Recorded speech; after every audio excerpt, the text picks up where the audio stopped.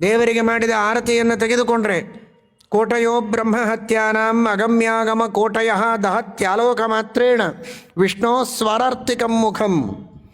ಆ ಪರಮಾತ್ಮನಿಗೆ ಮಂಗಲಾರತಿಯನ್ನು ಮಾಡುವಾಗ ದರ್ಶನ ಮಾಡಿದರೆ, ಆ ಮಂಗಲಾರತಿಯನ್ನು ಸ್ವೀಕಾರ ಮಾಡಿದರೆ ಅಷ್ಟು ಪಾಪಗಳ ಪರಿಹಾರವಾಗ್ತದೆ ಅಂತ ಹೇಳ್ತಾರೆ. ಒಂದೆರಡು ಹೇಳಿದೆ.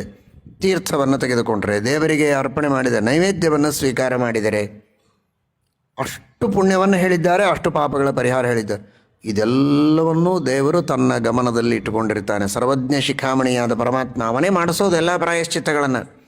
ಹಾಗಾದರೆ ನಾವು ಬೇಕಾದಷ್ಟು ಪಾಪಗಳನ್ನು ಮಾಡಿರ್ಬೋದು, ಆದರೆ ಆ ಪಾಪಗಳು ಇವೆ ಅಂತ ದುಃಖ ಕೊಡೋದಿಲ್ಲ ದೇವರು. ಇದನ್ನು ನೋಡ್ತಾನೆ, ಎಷ್ಟು ಪ್ರಾಯಶ್ಚಿತ್ತ ಮಾಡಿಕೊಂಡಿದ್ದಾನೆ, ಎಷ್ಟು ಹರಿನಾಮ ಸ್ಮರಣ, ಎಷ್ಟು ಭಗವಂತನ ಸೇವೆ, ಪೂಜೆ, ಪ್ರದಕ್ಷಿಣೆ, ನಮಸ್ಕಾರ, ದಾನ, ಧರ್ಮ, ಯಾತ್ರೆ, ಅದೆಲ್ಲವನ್ನು ನೋಡಿ ಅಷ್ಟೆಲ್ಲ ಪಾಪಗಳನ್ನು ಕೆಲವುದನ್ನು ಸಂಪೂರ್ಣವಾಗಿ ಪರಿಹರಿಸಿ, ಇನ್ನೆಷ್ಟೋ ಪಾಪಗಳ ಫಲ 100 ಇದ್ದರೆ 10 ಮಾಡಿ, 10 ಇದ್ದರೆ 1 ಮಾಡಿ ಅದನ್ನು ಸ್ವಲ್ಪ ಸ್ವಲ್ಪ ಕೊಡ್ತಾನೆ.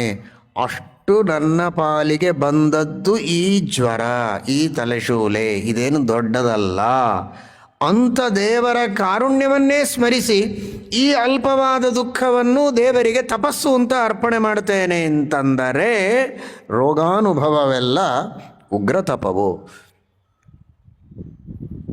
ಏನು ದೇವರು, ನಾನು ಒಂದೊಂದು ತಪ್ಪು ಮಾಡಿಲ್ಲ, ಎಷ್ಟೆಷ್ಟೋ ತಪ್ಪು ಮಾಡಿದವರು ಆರಾಮಾಗಿ ಓಡಾಡ್ತಾರೆ, ನನ್ನಂಥವನಿಗೆ ಇಷ್ಟೆಲ್ಲ ಕಷ್ಟ ಕೊಡಬೇಕೆ ಅಂತ ಬೈತಾ ಬೈತಾ ರೋಗವನ್ನು ಅನುಭವಿಸುವುದಲ್ಲ. ದೇವರ ಕಾರುಣ್ಯವನ್ನು ಸ್ಮರಣೆ ಮಾಡ್ತಾ ರೋಗವನ್ನು ದೇವರಿಗೆ ತಪಸ್ಸು ಅಂತ ಅರ್ಪಣೆ ಮಾಡಿದರೆ ಅದೇ ತಪಸ್ಸು ಅಂತ. ಇಷ್ಟಾದರೂ ನಾವು ಮಾಡುವುದಕ್ಕೆ ಕಲಿಯಬೇಕು.